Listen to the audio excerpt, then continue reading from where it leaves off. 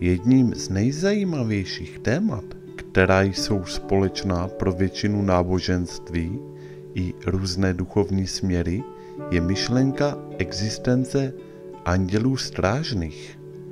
Přestože se v různých náboženstvích a spirituálních směrech můžeme setkat s odlišným popisem nebo představami o andělech, jedno mají všechny společné.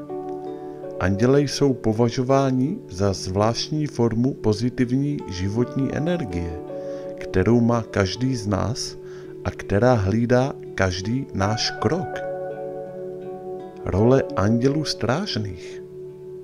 Už samotná představa o existenci andělů je velice povzbudivá a přináší nám útěchu. Když si představíme, že nás vyšší síla ochraňuje před veškerým zlem i samotným zánikem, okamžitě se začneme cítit lépe. Mohli bychom říci, že se cítíme v bezpečí. Nikdo nemůže svědomitě prohlásit za pravdivé pouze jedno náboženství či duchovní směr, nikdo neumí říct, co je smyslem života. Ale o andělech se pojednává téměř v každém existujícím náboženském systému. Strážní anděle jsou projevem pozitivní energie, jejímž smyslem je zejména doprovázet nás na cestě životem směrem k naplnění našich nejlepších vnitřních záměrů. Dávají na nás pozor a snaží se nás vést, abychom v životě kráčeli po těch správných chodníčcích a směřovali k sebeobjevovávání a čestnosti. Možná právě síla andělů je tím jediným důvodem, proč jsme stále naživu. Možná zařídili, aby nám osudný večer nepřišel do cesty opilý řidič, nebo nám předtím, než jsme měli bouračku, připomněli, abychom se připoutali bezpečnostním pásem. Možná se dokonce postarali o tvorbu nových buněk, které vyhubily smrtelný virus v našem organismu. Těch životních situací, kdy nás zachránil strážný anděl, může být nespočet. Anděle dávají pozor na každého, ale v jistých chvílích mohou věnovat zvýšenou pozornost konkrétně právě vám. V této situaci nám chtějí předat nějakou zprávu nebo nás varovat před blížícím se nebezpečím. Mohou k tomu mít různé důvody, ale pokud náš anděl strážný ochraňuje právě nás, můžeme v životě pozorovat některá neobvyklá znamení. Dále ve videu uvádím nejčastější způsoby, jak se nás andělské síly snaží opatrně přivést na správné místo. Když si začneme těchto znamení všímat, měli bychom si být více vědomi toho, co nám říká naše intuice. Za prvé, ve své blízkosti stále nacházíme pírka. Pírka jsou nejčastější znamení, podle kterého víme, že při nás stojí náš strážný anděl. Pokud se nacházíme na místě, kde za normálních okolností pírka nemají co dělat, ale my jsme tam přece jen nějaká našli, může to znamenat, že strážný anděl je nám na blízku. Anděle mají v oblibě nechávat po sobě pírka, kterými nám připomínají, že jsou při nás a ochraňují nás. Zvláště to platí v případě, kdy najdeme pírko bílé barvy. Za druhé, mince nacházíme otočenou hlavou vzhůru. Pokud nacházíme mince vždy otočené hlavou vzhůru, můžeme očekávat, že budeme mít po celý týden štěstí. S touto lidovou pověstí se během života setkal asi každý z nás. Přesto je rozšířené přesvědčení, že po sobě strážní andělé nechávají mince otočenou hlavou vzhůru jako odkaz a také znamení požehnání. Dělají to proto, abychom se cítili šťastnější a aby nám v životě poradili. Za třetí, často vidíme duhu. Na místě, odkud vychází duha, možná nenajdeme zlatý poklad, jak se to traduje v lidových pověrách. Objevení duhy má však svůj význam, zejména pokud ji vídáme často. Duha je přírodní úkaz se silným duchovním nábojem, který v nás vzbuzuje bázeň a pocit krásy.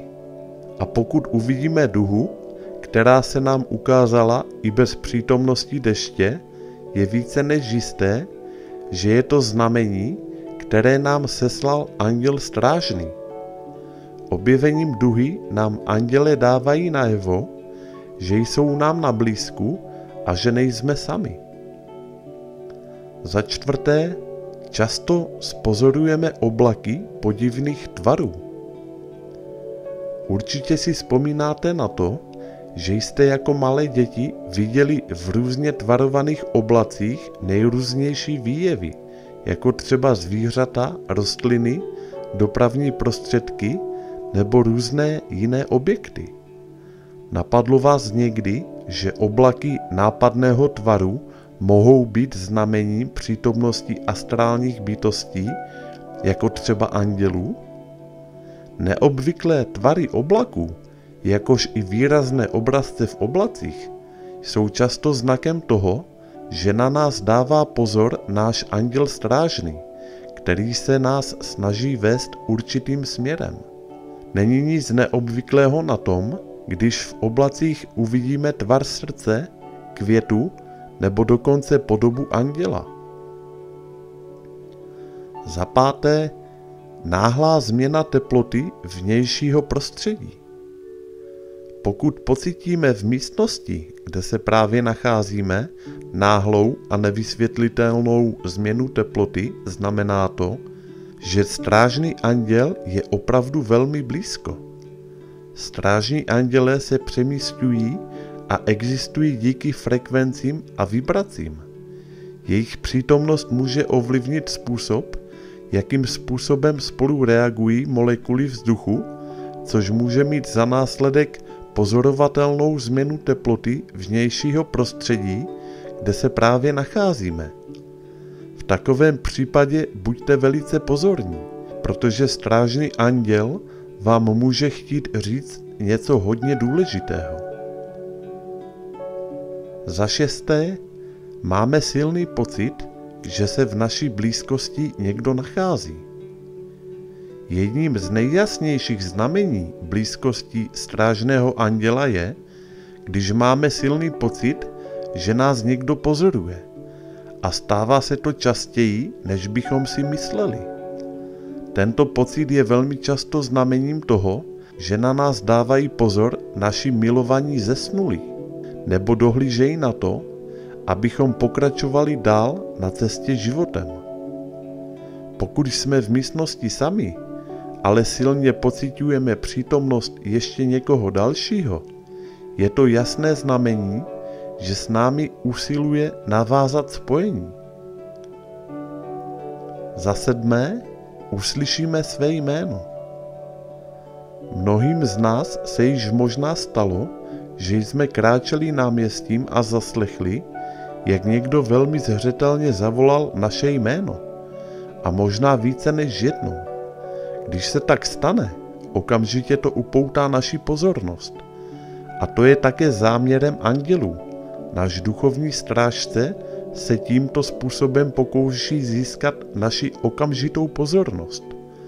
Nebraňte se tomu. Otevřete své nitro a naslouchejte, co se vám bytosti z vyšších sfér snaží říct. Za osmé, živé sny a vzpomínky. Mít sny během spánku je samozřejmě zcela normální, ale úplně je to jiné v případě, kdy jsou naše sny v poslední době abnormální. Možná jsou mimořádně živé a po probuzení si je zcela jasně pamatujeme. Tyto sny se nám zdají být téměř stejně skutečné jako každodenní svět, když jsme v bdělém stavu. A totéž se může dít i s našimi vzpomínkami. Pokud se nám náhle vybaví nějaká vzpomínka, ale neumíme přesně určit, odkud přichází, je to jasné znamení, že se s námi náš duchovní strážce snaží navázat spojení. Za 9. Zostřené smysly. Už se vám někdy stalo, že jste najednou začali jasně slyšet, vidět nebo rozeznávat vůně? Mohlo to trvat možná jen 10 sekund, ale naše tělesné smysly byly na chvíli mimořádně ostré a jasné. V tomto okamžiku jsme se možná báli pohnout, jen abychom tyto jemné a zaostřené smysly nenarušili. Měli jsme pocit, jako bychom měli velmi jasné vidiny či vize. Pokud jsme někdy zažili momenty, kdy byly naše tělesné smysly mimořádně ostré, jednalo se o jasné znamení, že jsme na správné cestě. A za 10. Divné chování elektroniky. Možná jsme někdy na vlastní oči viděli, jak se náš televizor zapnul sám od sebe, nebo se sám od sebe opakovaně přepnul na stejný kanál. Je to další jasné znamení, že se s námi pokouší spojit náš anděl strážný. Jak jsme již zmínili výše, anděle se pohybují a existují díky frekvencím a vibracím, které mohou mít rušivý vliv na fungování elektronických zařízení. Naše schopnost rozeznat a vidět andělská znamení má základ v naší ochotě v ně uvěřit.